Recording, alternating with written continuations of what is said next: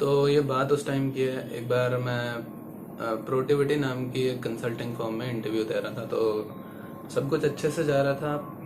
उन्होंने बोला what is your name, I told them my name is Shivam Saklani. और फिर वही सब बातें हो रही थी, tell me about yourself, MBA में क्या क्या सीखा है, ये वो। उन्होंने एक क्वेश्चन पूछा, उसमें उन्होंने पूछा कि व्हाट इज़ बीसीजी मैट्रिक्स। अब मुझे पता नहीं था और आई सेड कि आई डोंट नो। उसके बाद इंटरव्यू नॉर्मल चलता रहा। जब इंटरव्यू के रिजल्ट आए, I was not selected. So I was not surprised at that, क्योंकि मुझे पता ही नहीं था कि वो होता क्या है। काफ़ी इंपॉर्टेंट चीज़ होती है। एंड आई थिंक कि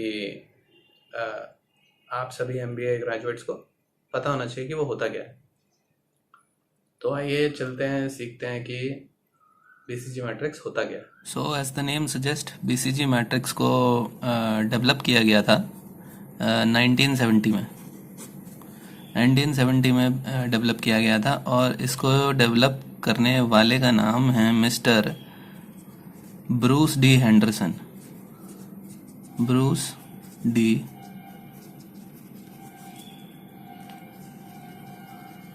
हेंडरसन। अब ये बीसीजी में काम करते थे। बीसीजी क्या है? बीसीजी बॉस्टन कंसल्टिंग ग्रुप है।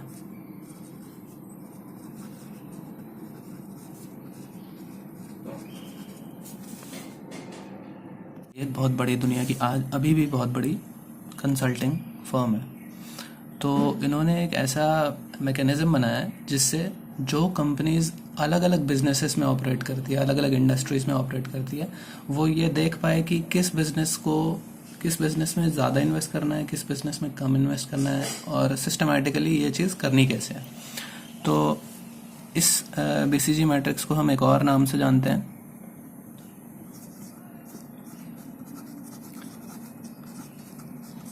इसको हम ग्रोथ शेयर मैट्रिक्स भी बोलते हैं।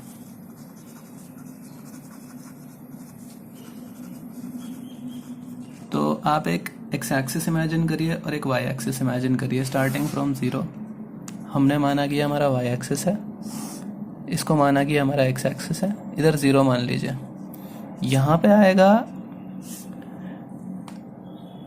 मार्केट शेयर,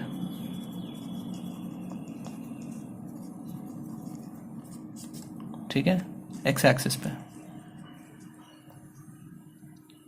और वाई एक्सिस में आएगा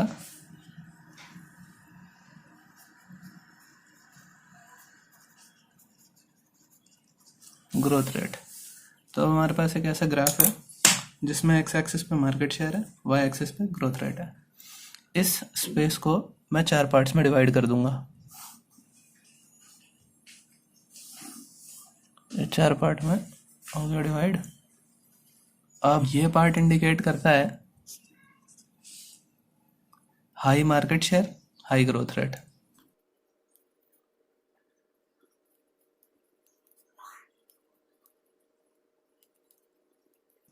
ये पार्ट इंडिकेट करता है हाई मार्केट शेयर, लो ग्रोथ रेट।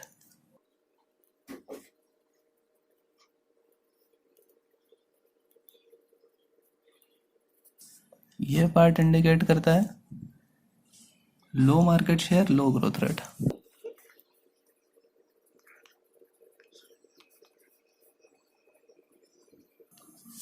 और ये पार्ट इंडिकेट करता है हाई ग्रोथ रेट, लो मार्केट शेयर।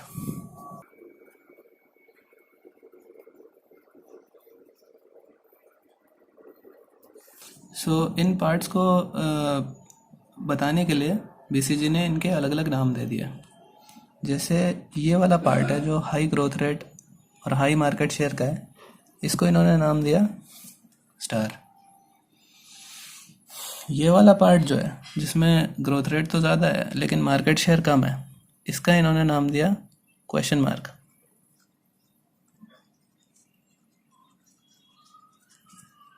फिर ये वाला पार्ट जिसमें मार्केट शेयर तो ज़्यादा है, ग्रोथ रेट कम है, इसका नाम दिया इन्होंने काउ।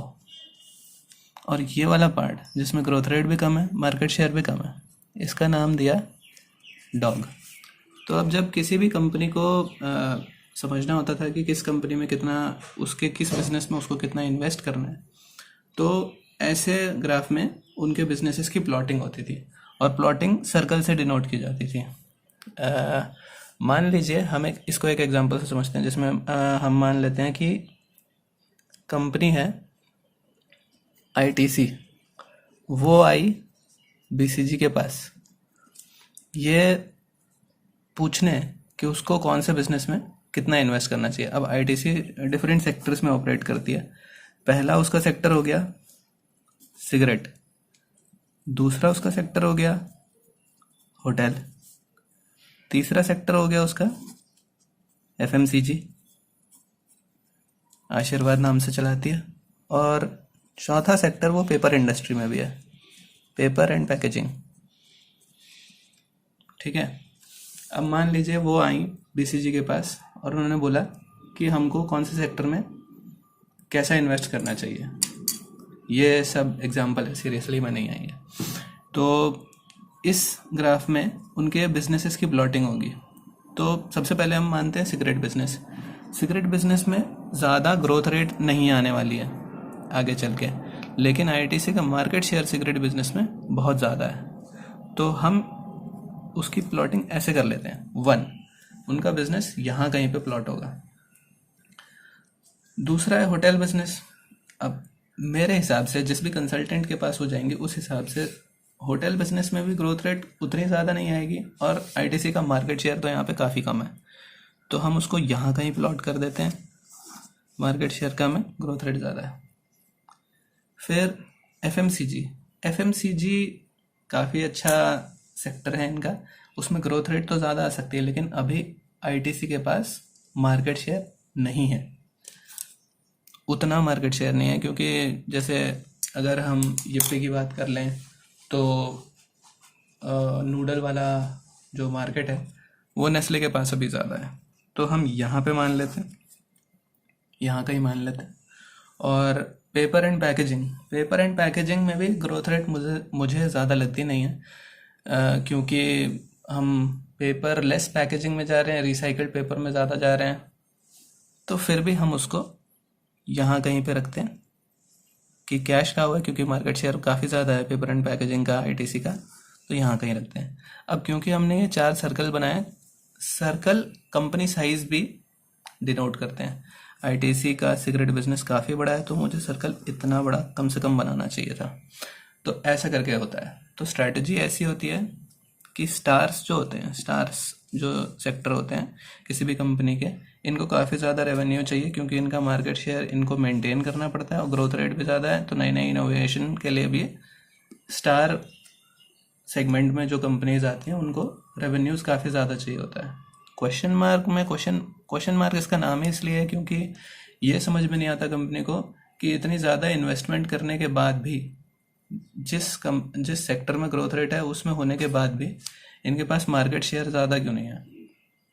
काव ये हो गया कि इस बिज़नेस में ग्रोथ रेट तो ज़्यादा है नहीं, लेकिन जितना भी बिज़नेस है ज़्यादा से ज़्यादा इन्हीं के पास है, पैसे खूब कमाते हैं ये इस बिज़नेस से, और इस बिज़नेस इन बिज़नेसेस का जनरेटेड रेवेन्यू वो बाकी ऐसे बिज़नेस में ट्रांसफ़र कर सकते हैं जो स्टार बनने का पोटेंशियल रखता हो। और डॉग ऐसा बिज़नेस होता है जिसको मतलब कम से कम पैसा लगाना चाहिए कंपनी को इसमें, और हो सके तो इस बिज़नेस से निकल जाना चाहिए। तो इस हिसाब से जो मैंने एनालाइज़ किया है, सिगरेट काफ़ी बढ़िया कैश का हुआ है आईटीसी के लिए। उधर से जो आया हुआ रेवेन्यू है वो इनको एफएमसीजी में लगाना चाहिए, जो कि वो लगाती भी हैं। पेपर एंड पैकेजिंग इंडस्ट्री से भी जो रेवेन्यू आता है वो इनको एफएमसीजी में लगाना चाहिए, डॉग में इन्हें कम से कम इन्वेस्ट करना चाहिए। तो ये होता है बीसीजी मैट्रिक्स।